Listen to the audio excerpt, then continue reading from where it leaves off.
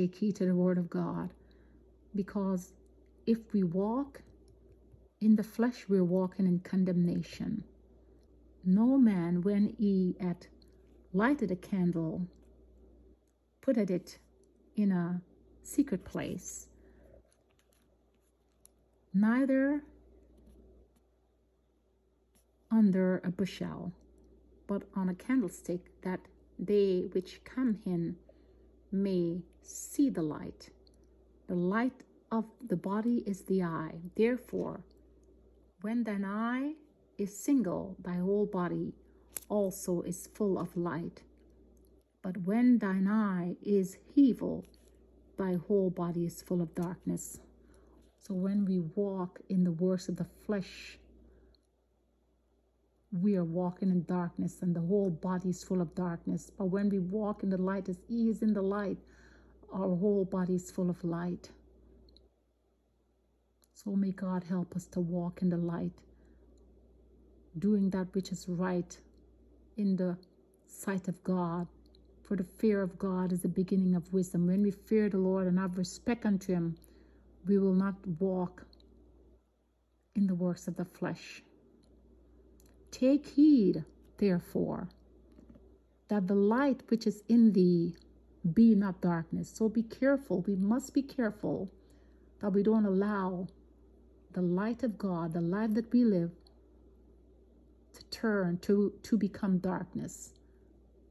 When we go back to the beggarly elements, the things that God has delivered us from, we go back to those fleshly desires, those things that displeases God, then we're walking in darkness, and it will not be well with us. As I've said over and over, the wages of sin is death. That's all. We're not getting a great prize if we live in sin. The word of God tells us that the pleasures of sin is just for a season, but it comes to an end, and the result, of course, is that you get a pay, but the pay that you receive is death. And that is not something to be proud of or to rejoice over. If thy whole body, therefore, be full of light, having no part dark, the whole body shall be full of light, as when the bright shining of a candle doeth give thee light. So we have to be an example to the world. For our Father represent light. In him there is no darkness. Darkness speaks of sin. Light speaks of righteousness, right doing, in the presence of a holy God. And remember, nothing is hid from him. He knows our thoughts are far off. We cannot fool God. We may fool ourselves and fool one another, but there's one person we can never fool, and that is God. He knows us better than we know ourselves. He knows us better than we know ourselves. So let us continue to walk in the light as he is in the light.